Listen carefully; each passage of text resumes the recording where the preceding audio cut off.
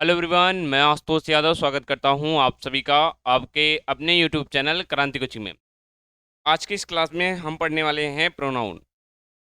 अच्छा 10 की इंग्लिश का जो चैप्टर है ग्रामर में वो है प्रोनाउन। अगर आपको नहीं पता है तो इससे पहले हमने पढ़ा है पार्ट्स ऑफ स्पीच में, हमने नाउन को बिल्कुल बेहतरीन ढंग से पढ़ा है। तो आप उसकी वीडियो इस चैनल के प्लेलिस्ट में आप जाएंगे इंग्लिश कक्षा 10 में, उसमें आपको मिल जाएगी। ठीक है जी। तो आज हम पढ़ने वाले हैं प्रोनाउन की क्लास होगी और कंप्लीट क्लास होगी ये, मतलब कि प्रोनाउन क्या है और प्रोनाउन के कितने प्रकार हैं। तो जी, सर्वनाम क्या है और सर्वनाम के कितने प्रकार है, कैसे सबको बताया जाएगा बिल्कुल बेहतरीन तरीके से आप याद रख पाएँ। ठीक है जी। तो ये क्लास आपके लिए बिल्कुल बेहतरीन हो सकती है अगर आप साथ दे तो। ठीक है सर जी। तो सभी को एक बार क्लास को शेयर करना है और साथ में बने रहना है। ओके सर जी। जी आइए तो जी, सबसे पहले बात करते हैं प्रोनाउन क्या होता है, सर्वनाम क्या होता है। तो आप कहेंगे डिफिनेशन, परिभाषा क्या होती है सर जी। तो a pronoun is a word that used in a place of noun to avoid repetition. इसका मतलब क्या है? इसका मतलब ये है कि जो प्रोनाउन होता है एक ऐसा शब्द होता है जो नाउन के स्थान पर प्रयोग में लाया जाता है। क्या किया जाता होगा? नाउन के स्थान पर प्रयोग में लाया जाता है। क्यों लाया जाता है? ताकि ताकि सजी जो नाउन की क्या हो रही है, रिपीटेशन हो रही है, दोहराव हो रहा है, उसको रोका जा सके, उसको कम किया जा सके, उसको अवॉइड किया जा सके। क्लियर है आप सभी को? बढ़िया। तो हिंदी में अगर मैं लिखना चाहूँ तो मैं लिखूंगा अ प्रोनाउन इज अ वर्ड, यानी सर्वनाम एक ऐसा शब्द, ऐसा शब्द जो ऐसा शब्द जो नाउन के स्थान पर, जो संज्ञा के स्थान पर प्रयोग में लाए जाते हैं, प्रयोग में लाए जाते हैं, लाए जाते हैं। और ऐसा शब्द जो नाउन के स्थान पर प्रयोग में लाए जाते हैं ताकि ताकि संज्ञा के, यानी कि नाउन के संज्ञा की रिपीटेशन को, किसको सजी? रिपीटेशन यानी दोहराव को, किसको सजी? दोहराव को कम कर सके, के कम या फिर खत्म कर सके, अवॉइड कर सके। क्लियर है सर जी? कम क्या, खत्म ही कर दो, कहानी है खत्म। ठीक है, वही होता है प्रोनाउन। प्रोनाउन अब अगर आपसे कोई पूछे क्या होता है तो आप बता लेंगे। आप बहुत सिंपल सा कहेंगे कि अ pronoun is a word that is used in place of noun, avoid repetition. ठीक है, यानी रिपीटेशन को हटाने के लिए नाउन के स्थान पर जिस शब्द का हम यूज कर लेंगे वही होगा प्रोनाउन। क्लियर है बिल्कुल बेहतरीन तरीके से? बिल्कुल। अब जैसे देखो एग्जाम्पल, एग्जाम्पल में उदाहरण क्या है? Ravi is a good boy. Ravi एक अच्छा लड़का है। तो यहाँ पर रवि क्या है? नाउन है। सही बात है। रवि किसी का नाम है कि नहीं? आप कहेंगे बिल्कुल है। अगर किसी का नाम है तो रवि क्या हो गया? नाउन हो गया। अब देखो सर जी, नाउन को हटा दिया यहाँ पर ही से। किससे हटा दिया गया? ही से। कहा गया ही स्टडीज वेल, वो अच्छा पढ़ता है। राहुल जो है ना, एक अच्छा लड़का भी है, सॉरी रवि जो है एक अच्छा लड़का भी है और वो बहुत अच्छा पढ़ता भी है। तो यहाँ पर उसका मतलब क्या है? यहाँ पर रवि क्या है? नाउन। और यहाँ पर जो ये ही लगाया गया नाउन के स्थान पर आया, ये क्या है? प्रोनाउन। क्या आप समझ पाए? अगला एग्जाम्पल देखिए, एक और एग्जाम्पल देखिए और आपके डाउट पूरे क्लियर हो जाएं। अगर मैंने कहा यहाँ पर, क्या कहा? मैंने कहा रेखा, रेखा, मैं कलर चेंज करता हूँ ताकि और आपको क्लियर हो। और सर जी यहाँ पर देखो, हमने कहा आपसे रेखा, क्या कहा? Rekha is a is a beautiful, beautiful girl. Rekha जो है एक सुंदर लड़की है। Okay, she is a doctor, she is a doctor. यहाँ पर देखो मैंने क्या कहा? रेखा एक सुंदर लड़की है। तो यहाँ पर रेखा जो है, रेखा ये जो है, ये क्या होगा? नाउन। ये क्या होंगे भैया? नाउन। क्योंकि सर जी कोई भी नाम होता है वो क्या होता है? नाउन होता है। ये हमने पढ़ रखा है। ठीक है, अगर आप नहीं जानते हैं इससे पहले की वीडियो कर लेंगे, पास कर लेंगे, आपको क्लियर हो जाएगा। ओके सर जी। हाँ जी सर जी। जी आइए फिर देखते हैं, यहाँ पर एक सुंदर लड़की है, ये हो गया। अब यहाँ पर देखो आया है सी, सी मतलब कि वह, सी का मतलब क्या होता है वह कौन, तो वह कौन, तो सजी रेखा, कौन तो रेखा, रेखा। तो ये नाउन को हटाने के लिए आया सी, इज कॉल्ड, यही है भैया प्रोनाउन। यानी यहाँ पर जो ये सी आया है ये क्या होता है, प्रोनाउन होता है। क्या आप समझ पा रहे हैं क्या नाउन है क्या प्रोनाउन, बेहतरीन तरीके से भैया, कोई दिक्कत, आप कहेंगे नहीं होगा, तो जी कोई दिक्कत नहीं होगी, और होनी भी क्यों है। क्लियर है यहाँ तक प्रोनाउन क्या होता है, बेहतरीन। आइए पढ़ते हैं काइंड्स ऑफ प्रोनाउन, प्रोनाउन के प्रकार, प्रोनाउन के प्रकार। पहला होता है personal pronoun, indefinite pronoun, reflexive pronoun, emphatic pronoun, demonstrative pronoun, interrogative pronoun, relative pronoun, exclamatory pronoun, distributive pronoun और रेसिप्रोकल प्रोनाउन। ये टोटल होते हैं कितने हैं, तो सर जी 1 2 3 4 5 6 7 8 9 और 10, टोटल के टोटल 10 हैं सर। पहला बोलिएगा पर्सनल प्रोनाउन, क्या सर जी, पर्सनल प्रोनाउन। फिर है इंडेफिनिट प्रोनाउन, फिर है सर जी रिफ्लेक्सिव प्रोनाउन, और फिर है सर जी इम्फेटिक प्रोनाउन, फिर है सर जी डिमॉन्स्ट्रेटिव प्रोनाउन, और है सर जी इंट्रोगेटिव प्रोनाउन, और फिर सर जी रिलेटिव प्रोनाउन, फिर सर जी एक्सक्लामेटरी प्रोनाउन होगा, और सर जी डिस्ट्रीब्यूटिव प्रोनाउन, और सर जी रेसिप्रोकल प्रोनाउन।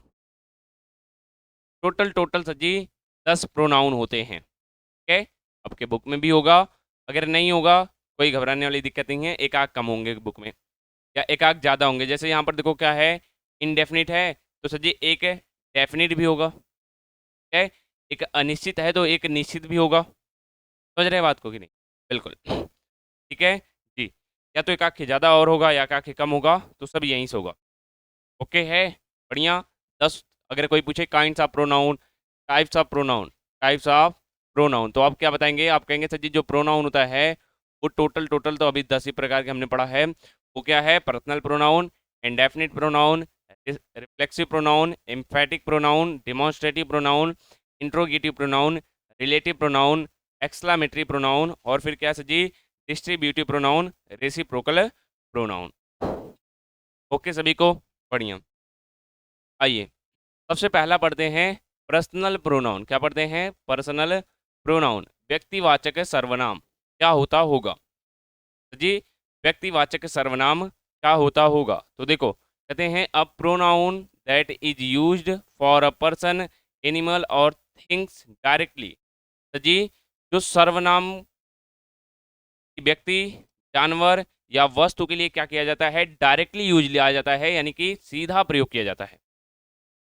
कि ऐसे प्रोनाउन जो किसी व्यक्ति के लिए या किसी जानवर के लिए या किसी वस्तु के लिए सीधा इस्तेमाल किया जाए या सीधा प्रयोग किया जाए, उसका वो होता है व्यक्तिवाचक सर्वनाम, यानी कि पर्सनल प्रोनाउन। क्या होता है, पर्सनल प्रोनाउन। बढ़िया है जी। एग्जाम्पल देखे जाए तो सर जी आई हो गया, वी हो गया, यू हो गया, ही हो गया, सी हो गया, इट हो गया, दे हो गया, और भी, और भी क्या होंगे, प्रोनाउन होंगे पर्सनल वाले। कौन कौन से, तो आप बताएंगे आई होगा, वी होगा, यू होगा, सी होगा, ही होगा, दे होगा, इट होगा, और भी। ओके सर जी, जी। फिर देखते हैं सेकंड का, सेकंड आता है डिमॉन्स्ट्रेटिव प्रोनाउन। इसे देखने से पहले, इसे देखने से पहले अगर आपको पता हो तो, अगर आपको पता हो तो पर्सनल प्रोनाउन को, यहाँ पर देखो पर्सनल प्रोनाउन में 3 पर्सन होते हैं। क्या होते हैं, 3 पर्सन होते हैं, 3 पर्सन होते हैं। अगर आपको पता है तो, नहीं पता है तो जान लो। तो जी पर्सनल प्रोनाउन में 3 पर्सन होते हैं, फर्स्ट पर्सन, सेकंड पर्सन और थर्ड पर्सन। क्या मैं यहाँ पर लिखूँ आराम से, मैं यहाँ पर लिखता हूँ कि पर्सनल प्रोनाउन जो है ना, पर्सनल प्रोनाउन के, प्रोनाउन के 3 पर्सन होते हैं। 3 क्या होते हैं भैया, पर्सन होते हैं, उसमें 3 पर्सन होते हैं, होते हैं। कैसे जी, अब देखो होते कौन कौन से हैं, तो एक होता है, यहाँ पर मैं लिख रहा हूँ पर्सन, पर्सन, यहाँ पर है पर्सन और यहाँ पर है सर जी प्रोनाउन, प्रोनाउन।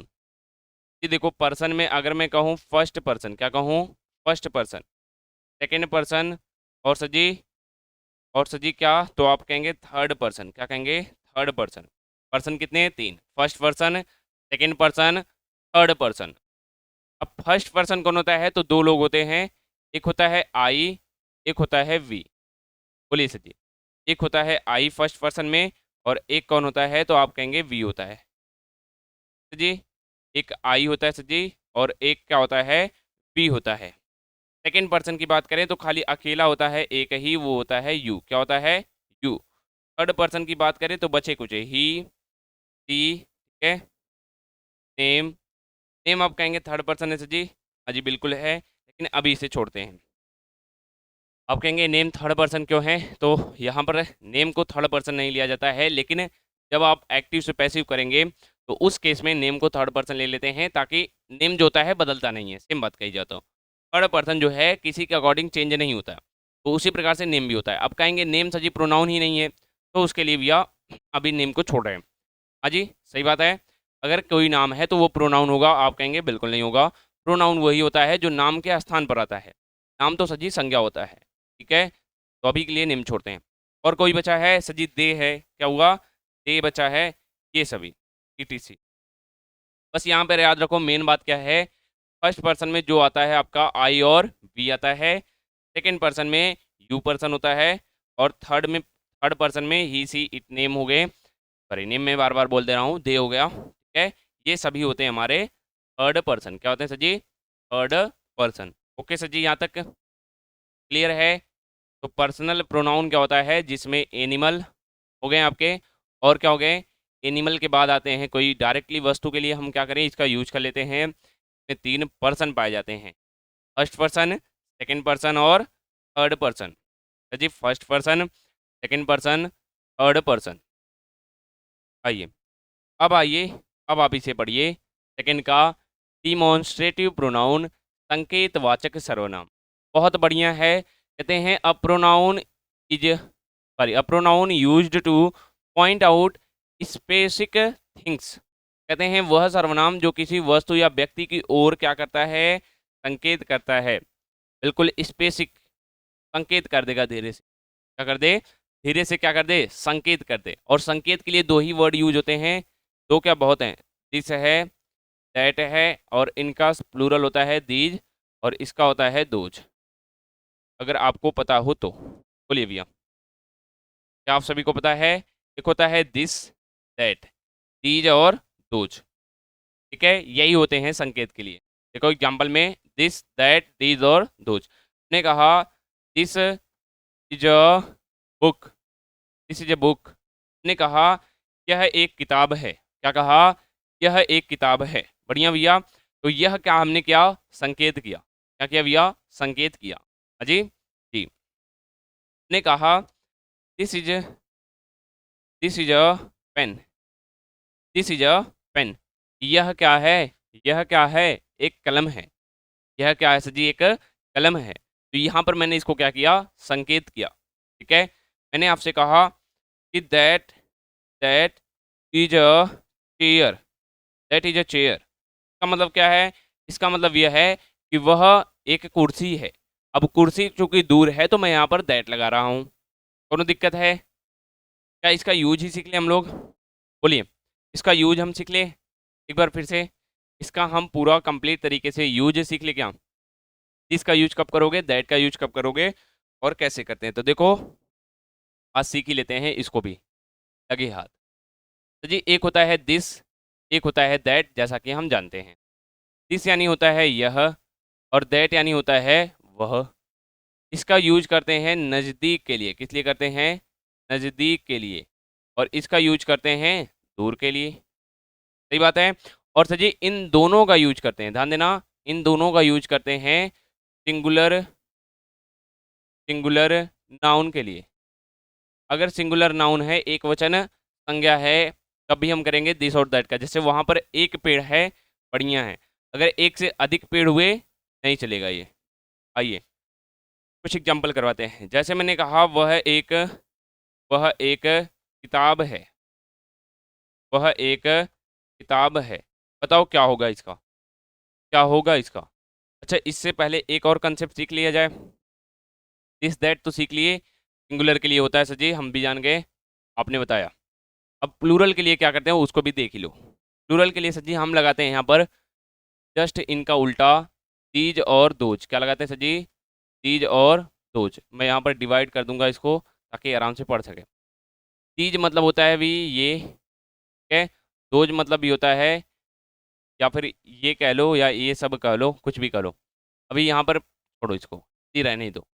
तीज का मतलब भी यह होता है, दैट का मतलब भी वह होता है। सॉरी, दिस का मतलब यह है, दैट का मतलब वह। तीज का मतलब होगा यही होगा, क्या यह रहेगा, और दोज का मतलब वह रहता है। सेम चीज़ है, इनका प्रयोग नज़दीक के लिए, इसका प्रयोग दूर के लिए। बस फ़र्क क्या है सर जी तब। सर जी बिल्कुल जब सेम है तो फ़र्क वह नहीं दिख रहा है। फ़र्क यह है कि यहाँ पर जो रहेगा वो प्लूरल नाउन रहेगी। क्या रहेगी, प्लूरल नाउन रहेगा। क्या रहेगा सर जी, प्लूरल नाउन रहेगा। अब आपके पूरे कंसेप्ट को हम हटाते हैं यहाँ से, और अब एक साथ पढ़ेंगे तो मज़ा आएगा। अब आप खुद पहचान के करेंगे। मैंने कहा वह एक किताब है, वह एक किताब है, ऐसा कहा। अब बताओ वह का क्या होता है, वह का क्या होता है।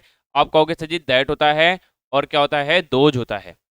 तो पहले देखो कि किताब कितनी है सर जी, बुक कितनी है। आप कहेंगे एक, लगाओ भैया दैट। क्या लगाओ, दैट।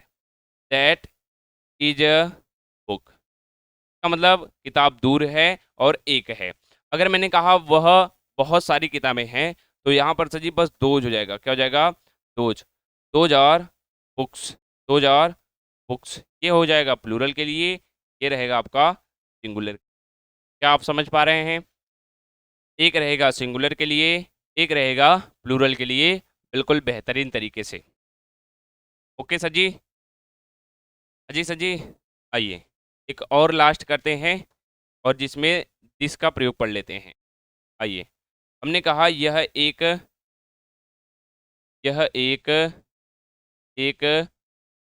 यह एक कोनो दिक्कत नहीं, यह एक कुर्सी है। क्या भैया, यह एक कुर्सी है, कुर्सी है। अगर मैं कहूँ इसका आप प्लूरल क्या होगा, नज़दीक वस्तु के लिए आप प्लूरल बताइए तो कहेंगे यह, या यहाँ क्या है भैया, कुर्सियाँ हैं। यह कुर्सियाँ हैं, या यहाँ बहुत सारी कुर्सियाँ हैं। तो यहाँ पर पहले देख लेते हैं इसका यह का क्या होता है। आप कहेंगे दिस होता है sir ji, this is a chair. यह एक क्या है, कुर्सी है। यूज करते हैं सिंगुलर। और यहाँ पर अगर हमने लिखा दीज, क्या लिख दिया, these. These are chairs, these are chairs, यानी यहाँ बहुत सारी कुर्सियाँ भैया, और ये हो गया प्लूरल के लिए। तो मेनली बात ये है कि दिस और दैट का यूज करते हैं पास और दूर के लिए, दीज और दोज का भी यूज करते हैं पास और दूर के लिए। बस फर्क इतना होता है कि इसमें सिंगुलर नाउन होता है और उसमें क्या होता है, प्लूरल नाउन होता है। क्या आपको क्लियर है। बिल्कुल, आगे चलें सर जी। डिमॉन्स्ट्रेटिव प्रोनाउन क्या होता है, तो सर जी यही होता है, दिस दैट दीज और दोज, यही होता है आपका डिमॉन्स्ट्रेटिव प्रोनाउन। बढ़िया। इंट्रोगेटिव प्रोनाउन, थर्ड नंबर का है इंट्रोगेटिव प्रोनाउन, प्रश्नवाचक सर्वनाम। प्रश्नवाचक सर्वनाम देखो, कहते हैं a pronoun used to ask question, एक ऐसा सर्वनाम जो प्रश्न के लिए यूज में लाया जाता होगा, इंट्रोगेटिव प्रोनाउन कहलाता है। For example who, what, which, whom, which। जैसे मैंने कहा कि who are you, who are you, who are you, who are you, ठीक है, हु आर यू। ये तो सर जी यहाँ पर ये जो शब्द आए हैं, हु हो गया, वाट हो गया, विच हो गया, ये सभी यूज होते हैं किसमें, इंट्रोगेटिव में। फिर आता है नंबर 4 का आपका, और यहाँ पर देखो मजे की बात ये है, आ जाओ, रिलेटिव प्रोनाउन। बहुत मजे की बात है, यहाँ पर देखो अभी जो एग्जाम्पल लिखे थे लिख ही देते हैं, नहीं तो कहोगे सर जी क्या ही करें। हु आर यू हमने लिखा था, तुम, सॉरी, हु आर यू तुम कौन हो, हु आर यू तुम कौन हो, ठीक है। तो यहाँ पर हु क्या है भैया, हु है सर जी एक इंट्रोगेटिव प्रोनाउन जो कि प्रश्न पूछने के लिए यूज हुआ है। फिर अगला आता है रिलेटिव प्रोनाउन, संबंध वाचक, या जो संबंध स्थापित करता हो। देखिए कहते हैं a pronoun that connect a clause और फ्रेज टू अ नाउन और प्रोनाउन। तो जी एक वह सर्वनाम जो किसी संज्ञा या फिर सर्वनाम को दूसरे वाक्यांश से जोड़ता है। एग्जाम्पल के लिए who, which, that, those, sorry whose, whom. आप कहेंगे सर जी कुछ मजा नहीं आ रहा है। सेम एग्जाम्पल आप तो कहेंगे सर जी इसी में था, सेम एग्जाम्पल है और सर जी सेम एग्जाम्पल आपने यहाँ पे लिख दिया। तो मैं कहूँगा देखो कि अगर ये बीच में आ जाए, ये जो सेम एग्जांपल दिख रहे हैं आपको, अगर बीच में आ जाए रिलेटिव होगा, और अगर पहले आ जाए सेंटेंस में, अगर इंट्रोगेटिव में क्या होता है, सेंटेंस में जो ये वर्ड होते हैं क्वेश्चन वर्ड, इनको कहते हैं, क्या कहते हैं इन वर्ड को कहते हैं क्वेश्चन वर्ड। ये क्वेश्चन वर्ड अगर पहले आ जाए सेंटेंस में तो आपका होता है इंट्रोगेटिव प्रोनाउन। क्या होता है? Interrogative pronoun. अगर सर जी यही क्वेश्चन वर्ड बीच में आने लगे, जैसे आई एम अ टीचर, मैं एक क्या हूँ, अध्यापक हूँ। हु, जो, हु का मतलब यहाँ पर क्या है, जो, हु का मतलब कौन नहीं, जो, जो विल टीच यू इंग्लिश, जो तुम्हें इंग्लिश पढ़ाएगा, या जो तुम्हें इंग्लिश पढ़ाता है। बताओ, क्या पढ़ाता है नहीं, क्योंकि यहाँ पर विल है तो पढ़ाएगा। इतना क्लियर हुआ।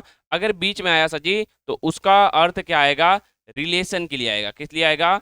रिलेशन के लिए आएगा, संबंध के लिए आएगा। दोनों दिक्कत की ठीक हो? नहीं है तो आगे बढ़ते हैं और आगे चलते हैं 5वें नंबर पर, डिस्ट्रीब्यूटिव प्रोनाउन। 5वां नंबर है भैया डिस्ट्रीब्यूटिव प्रोनाउन, विभाजक सर्वनाम। क्या है? विभाजक सर्वनाम। देखो कहते हैं a pronoun that refers to person और things one at a time, यानी वह सर्वनाम जो एक समय पर एक व्यक्ति या एक वस्तु की ओर क्या करता है, क्या करता है, संकेत करता है, संकेत करेगा लेकिन एक समय पर एक ही वस्तु की ओर। ठीक है, ओके। जैसे ईच हो गया, इधर हो गया ना इधर हो गया। कहते हैं each of students was giving a gift. ठीक है, यानी प्रत्येक, हर एक क्लास के हर एक छात्र को क्या दिया गया है, क्या दिया गया भैया, गिफ्ट दिया गया है। ठीक है, गिफ्ट दिया गया है। ओके सर जी।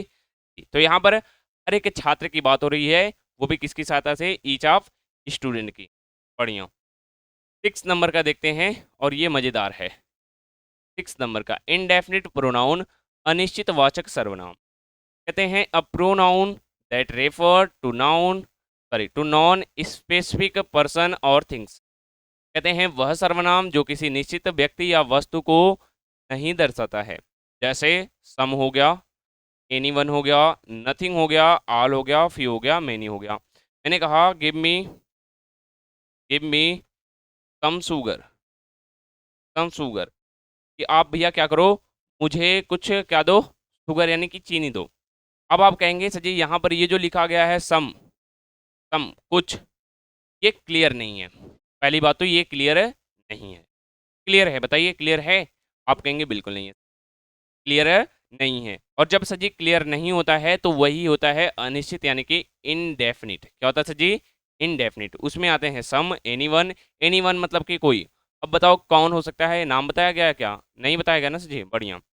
नथिंग, कोई नहीं। All, few, many. ठीक है, मेनी प्रकार के आइटम्स है यहाँ पर। ठीक है, मेनी प्रकार के भोजन है, उसमें कौन सा भोजन है ये क्लियर नहीं है। अगर क्लियर हो गया वहीं पर हो जाएगा डेफिनिट। क्या हो जाएगा? डेफिनिट। मैंने कहा गिव मी, give me, give me 100 gram sugar, तो अब आप क्या करेंगे, तराजू लाएंगे और नाप तौल कर हमको देंगे 100 ग्राम। इस प्रकार का सेंटेंस रहे तो वो होता है इनडेफिनिट सर जी। है, यहाँ पर क्या रहेगा, डेफिनिट होता है। क्या होता है सर जी? डेफिनिट। एक होता है इनडेफिनिट, एक क्या होगा, डेफिनिट। ठीक है, या डिफिनिट जिसे कहते हैं। 7th नंबर, और यहाँ काफ़ी मज़ेदार लगती है बात हुई है तभी इतना बड़ा है, कोई दिक्कत नहीं है, देखते हैं। 7th नंबर, रिफ्लेक्सिव प्रोनाउन, निजवाचक सर्वनाम। तो जी जो प्रोनाउन किसी काम का प्रभाव सब्जेक्ट पर दर्शाता है, अन्य किसी पर नहीं, रिफ्लेक्सिव प्रोनाउन कहलाता है। एग्जाम्पल, ये एग्जाम्पल याद रखना क्योंकि यही एग्जाम्पल से आगे भी है, तब ये एग्जाम्पल सेम जो है आगे भी चल के है। जैसे my self, your self, him self, her self. ठीक है जी। फिर कहते हैं इट सेल्फ, आवर सेल्विस। आवर सेल्विस का मतलब होता है, यहाँ पर बात हो रही है आवर यानी हमारा और हम सभी का। ठीक है, जहाँ पर प्लूरल होता है सर जी उसके लिए सेल्विस लगता है। क्या लगता है? सेल्विस। और जहाँ सिंगुलर होगा उसके लिए लगेगा सेल्फ। क्या लगेगा? सेल्फ। जी सर जी, ये होता है प्लूरल के लिए और ये लगता है सिंगुलर के लिए। सिंगुलर के लिए ये बताते हैं सेल्फ और सेल्वेस बताते क्या है, तो निजवाचक यानी अपने प्राइवेट्स, हाँ निजी निजी बातों को। ओके जी, आइए योर सेल्वेस देम सेल्वेस। आइए, I gifted my self a car on my birthday. कहते हैं आई गिफ्टेड, मैंने क्या किया? गिफ्ट दिया। माई सेल्फ यानी खुद को। बात समझना, मैंने खुद को क्या दिया भैया? गिफ्ट दिया। सही बात है, तो यहाँ पर आया माई सेल्फ, कोई दिक्कत नहीं। कब दिया? गिफ्ट में क्या दिया? तो एक कार दिया ऑन माई बर्थडे यानी अपने जन्मदिन पर। मैंने अपने जन्मदिन पर खुद को ही, इसको खुद को ही एक कार गिफ्ट किया। कहते हैं Sonam hurt herself when she cutting fruits. कहते हैं सोनम जो है वो खुद को ही चोट पहुंचाई। सोनम जो है खुद को चोट पहुंचाई कब? जब वो फलों को काट रही थी। तो भैया तो ऐसा होता है। अगला आता है एम्फेटिक। देख रहे हैं सेम चीज, देख रहे हैं सेम चीज, सेम चीज। My self, himself, her self use for emphasis यानी बल के लिए यूज करते हैं। किस लिए यूज करते हैं? एम्फेटिक प्रोनाउन बलवाचक सर्वनाम। A pronoun used to emphasise, है एम्फेसाइज द नाउन और प्रोनाउन। कहते हैं वह सर्वनाम जो किसी नाउन या प्रोनाउन पर जोर देने के लिए प्रयोग में होता है, एम्फेटिक प्रोनाउन कहलाता है।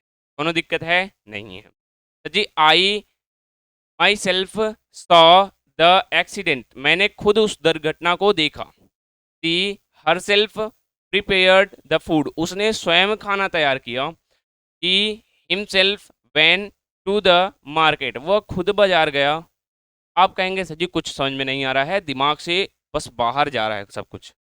कोई ऐसा तरीका जिसमें इनमें भेदभाव किया जा सके, बहुत बढ़िया सा है। एक होता है रिफ्लेक्टिव, अरे रिफ्लेक्सिव, क्या लिख रहे हैं? एक होता है सर जी रिफ्लेक्सिव और एक होता है इम्फेटिक। क्या होता है सर जी? इम्फेटिक। इन दोनों में आप देखेंगे एग्जाम्पल जो है सेम होने वाला है, यानी हर सेल्फ होगा, योर सेल्फ होगा, क्या आवर सेल्फ होगा या आवर सेल्वेस होगा सर जी? आवर सेल्वेस होगा। सेम होगा इसमें भी, में भी क्या होगा भैया? Same example. क्या होगा? Same example. अब देखो मैं फर्क बता रहा हूँ, कैसे पहचानोगे ये बड़ी बात है। यदि कभी, यदि कभी ये शब्द, ये शब्द, ये शब्द क्या?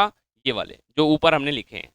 यदि कभी ये शब्द, ये शब्द वर्ब के बाद आए, क्या आए? वर्ब के बाद आए, बाद आए, आए, बस काम हो गया। यदि कभी ये शब्द जो है हिमसेल्फ, आवर सेल्फ और योर सेल्वेस अगर वर्ब के बाद आते हैं तो मैक्सिमम चांसेस हैं कि वो रिफ्लेक्सिव होंगे। क्या होंगे सर जी? रिफ्लेक्सिव क्यों होंगे? और सर जी यदि, यहाँ पर ध्यान देना, यदि, यदि ये शब्द, यदि ये शब्द कब आए? वर्ब के पहले, यानी ऐसे कर दिया जाए सब्जेक्ट के बाद, सब्जेक्ट के बाद आए, बाद आए, तो मैक्सिमम चांसेस है कि वो एम्फेटिक होगा या एम्फेसाइज के लिए यूज हुआ होगा। क्या आप पहचान पाए? बोलिए, बोलिए सची। एक ही दाई में डाउट क्लियर हुआ। अब आप एग्जांपल देखेंगे, देखिए यहाँ पर itself, she herself, I myself. बोलो, सब्जेक्ट के बाद आए हैं या फिर कह लो जो प्रोनाउन है उन्हीं के बाद आ गए हैं। देख रहे हैं प्रोनाउन के बाद ही आ गए हैं ये। अगर प्रोनाउन के बाद ही आ गए इम्फेटिक, बढ़िया भैया। और सर जी यदि यहाँ पर देखो किसके बाद आए हैं? वर्ब के बाद आए हैं। किसके बाद आए हैं? वर्ब के बाद आए हैं, तो रिफ्लेक्सिव। क्या होगा सर जी? रिफ्लेक्सिव, निजवाचक। और अगला आता है के बाद रेसिप्रोकल, रेसिप्रोकल पारस्परिक। अच्छा जी, रेसिप्रोकल नंबर 9 पारस्परिक सर्वनाम। देखो कहते हैं अ प्रोनाउन दैट शो, ठीक है, म्यूचुअल एक्शन और रिलेशनशिप। कहते हैं वह सर्वनाम जो पारस्परिक क्रिया या संबंध दर्शाता है। जैसे देखो Ram and Shyam love each other, Ram और श्याम दोनों एक दूसरे से क्या करते हैं?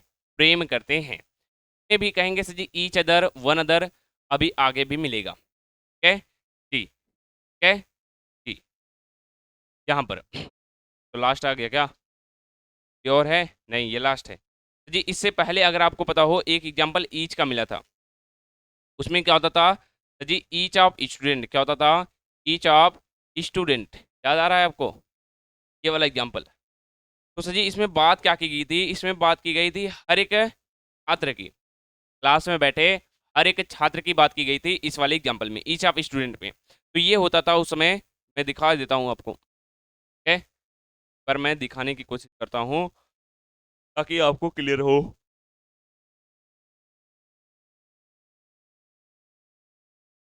कि हो गया यहाँ पर देखो, ईच इधर ना, इधर का यूज होता है डिस्ट्रीब्यूटिव में यानी विभाजक में, और सजी यहाँ पर अगला है ईच अदर वन अदर, इनका यूज होता है रेसिप्रोकल में, आप कभी मत भूलो। ओके सर जी, और आता है लास्ट का नंबर 10, और मुबारक हो आपने नंबर 10 के यहाँ पहुँच गए, बहुत ज़्यादा तरक्की कर ली। एक्सक्लामेटरी प्रोनाउन कहते हैं कभी कभी वाट का प्रयोग प्रश्न पूछने के स्थान पर आश्चर्य प्रकट करने के लिए होता है। यानी ये जो वाट है ना, वाट शब्द, ये है तो एक क्वेश्चन वर्ड, है तो एक क्वेश्चन वर्ड, या फिर है तो एक WH फैमिली से, कैसे जी, WH फैमिली से, फैमिली से, लेकिन इसका यूज जो है ना कभी कभी कब किया जाता है, तब किया जाता है कब, बताओ तो जी, जब क्या करना हो, आश्चर्य को उत्पन्न करना हो, आश्चर्य को निकालना हो। जैसे जैसे सजी यहाँ पर देखो, कहता है वॉट, इसके साथ ऐसा लगा मिलेगा, इसको बोलते हैं एक्सक्लामेशन, क्या बोलते हैं, एक्सक्लामेशन, एक्सक्लामेशन मार्क, क्या कहते हैं सजी, एक्सक्लामेशन मार्क। तो सजी वॉट ही इज क्रिमिनल, क्या वह एक अपराधी है। अगर आप किसी के साथ ऐसे घूम रहे हैं और आप अचानक से पता चला कि वो एक अपराधी है और उसको पुलिस ले गई उठाकर, तो आप आश्चर्य के साथ कहेंगे क्या वह एक अपराधी था, मैं तो उसके साथ बढ़िया से घूम रहा था, मुझे तो पता ही नहीं था। सही बात है सर जी। तो सर जी जब वाट का प्रयोग हम करते हैं किस लिए, आश्चर्य को उत्पन्न करने के लिए, तो उस समय ये जो वाट है क्या होता होगा, एक्सक्लामेटरी प्रोनाउन होता है। क्या होता है सर जी, एक्सक्लामेटरी प्रोनाउन होता है। आई होप कि आप सभी के दसों के दसों प्रोनाउन क्लियर होंगे, नहीं हुए तो वीडियो को एक बार वापस से देख लेना, हो जाएंगे। बढ़िया भैया, ओके जी। तो इसी के साथ आप सभी का बहुत बहुत धन्यवाद अभी तक साथ जुड़े रहने के लिए। मिलते हैं अगली क्लास, नाउन हो गई, प्रोनाउन होगी, अगली क्लास होगी एडजेक्टिव, उसमें तब तक के लिए आप सभी का बहुत बहुत धन्यवाद, और मेहनत से पढ़ेंगे हम लोग एडजेक्टिव, ठीक है। तो सभी बच्चों को बताइए यूपी बोर्ड की क्लासें चालू हैं, इंग्लिश और केमिस्ट्री या इंग्लिश और साइंस हमारे द्वारा पढ़ाया जाता है इसी चैनल पर, सभी साथी जुड़ने का कष्ट करें। धन्यवाद।